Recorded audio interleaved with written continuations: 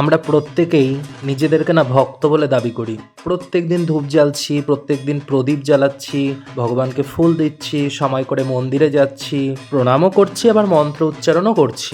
কিন্তু কখনো কি নিজেকে প্রশ্ন করেছি, এই পুজোটা কি সত্যি ভগবানের জন্য, নাকি সমাজের চোখে নিজেকে ধার্মিক প্রমাণ করার জন্য? 10 মিনিটের উপাসনা শেষ হতেই আমরা আবার সেই আগের মানুষটাতেই ফিরে যাই। মিথ্যা বলি, অন্যায় করি, অন্যের কষ্টের প্রতি উদাসীন থাকি। তাহলে পুজোর প্রকৃত অর্থ কোথায়? ভগবান তো কেবল মন্দিরে নন, তিনি আমাদের চিন্তা, আচরণ আর কর্মের মধ্যেই বসবাস করেন। শুধু ফুল, ধূপ বা আচার নয়, সততা, সহানুভূতি আর মানবিকতাই তার কাছে আসল অর্পণ। যে মানুষ অন্যের বিপদে পাশে দাঁড়ায়, যে মন থেকে ক্ষমা করতে পারে, যে লোভ আর অহংকারকে নিয়ন্ত্রণে রাখে, সেই তো প্রকৃত ভক্ত। পুজো কেবল একটা রীতি নয়, এটি একটা জীবনযাপন।